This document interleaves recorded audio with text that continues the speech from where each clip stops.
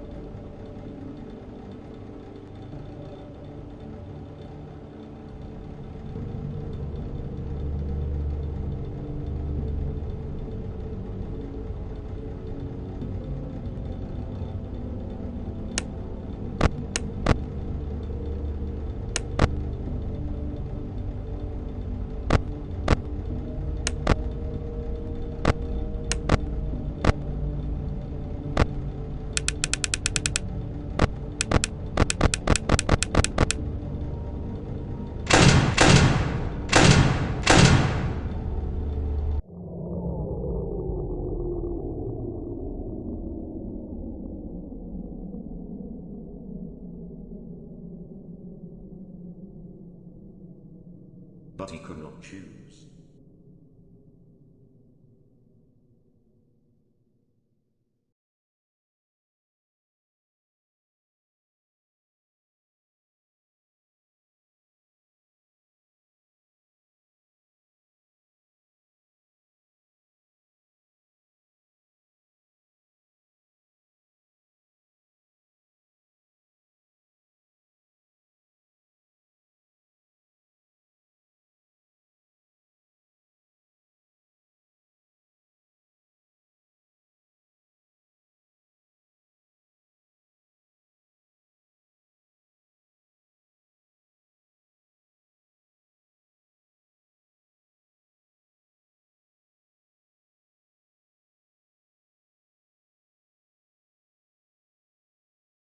Now I will tell you a story.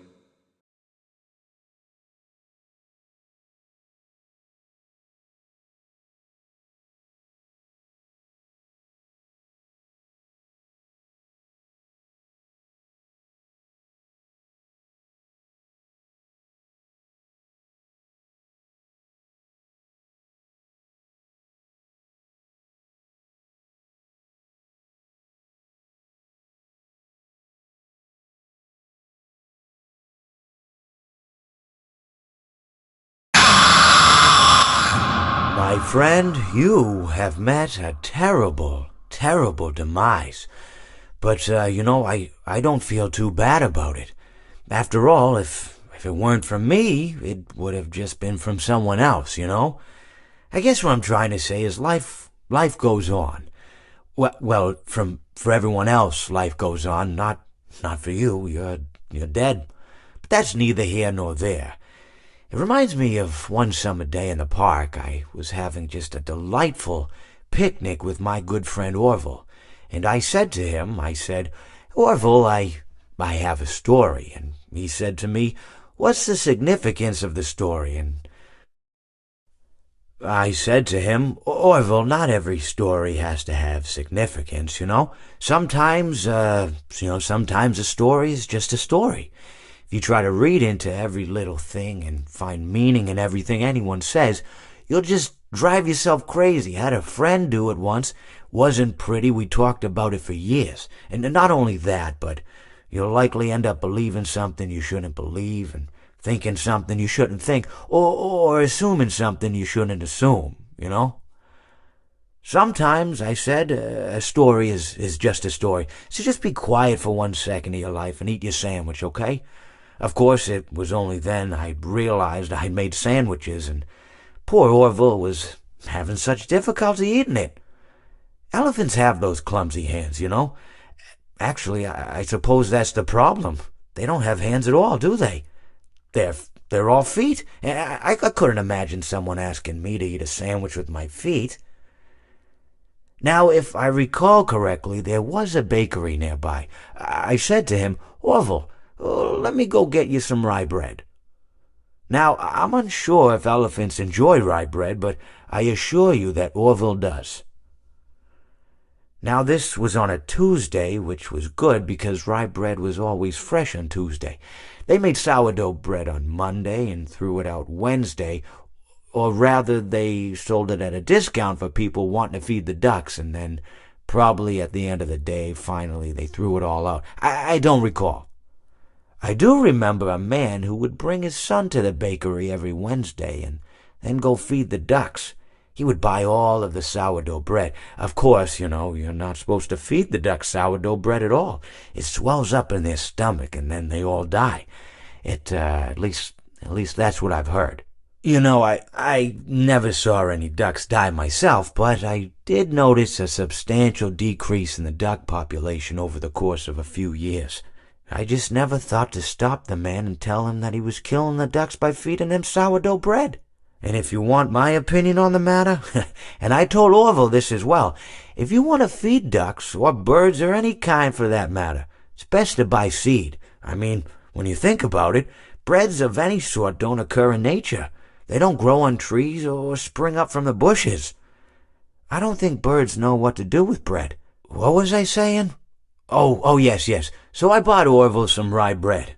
What a fine day it was.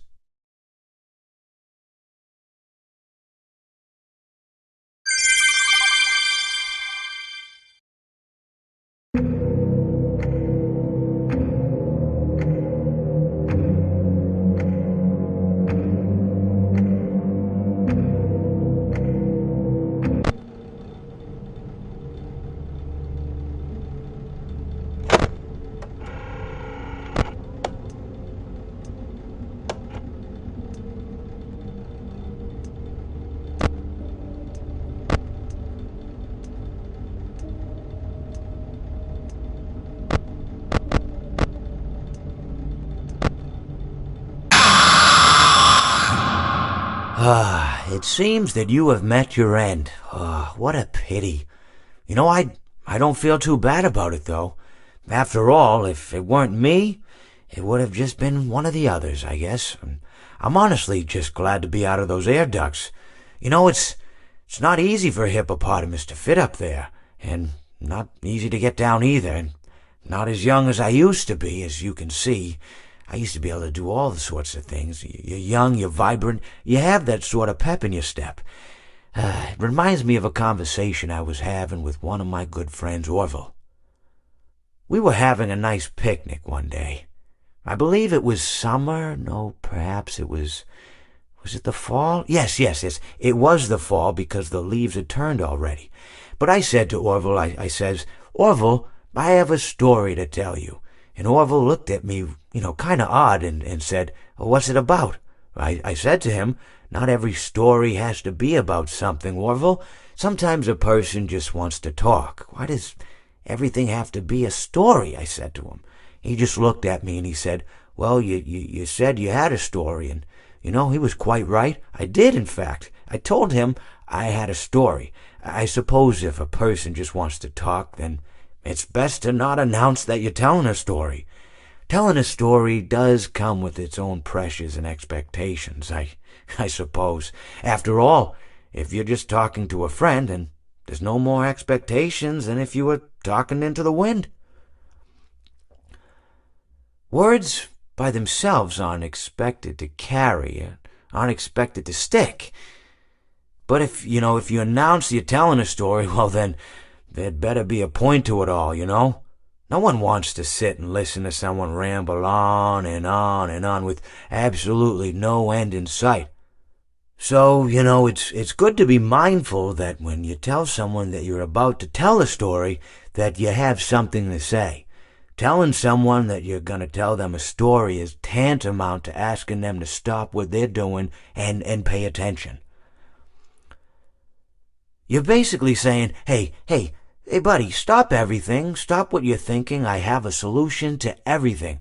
And, well, I didn't really have any story to tell.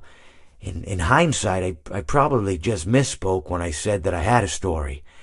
I think it would have just been better to tell Orville that I wanted to tell him something rather than tell him that I had a story. But, even then, it might have put too much importance on the whole thing. Either way, it was quite a nice day. I remember that we were drinking tea.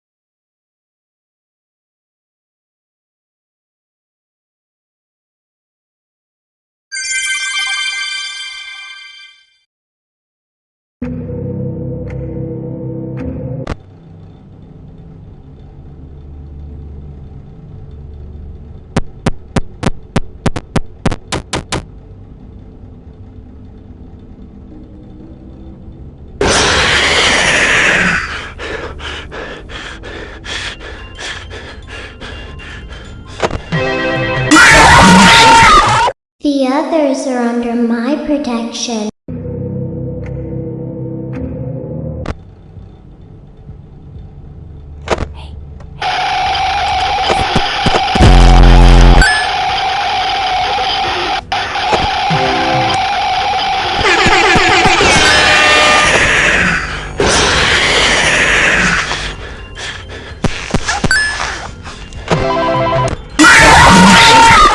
The others are like animals, but I am very aware.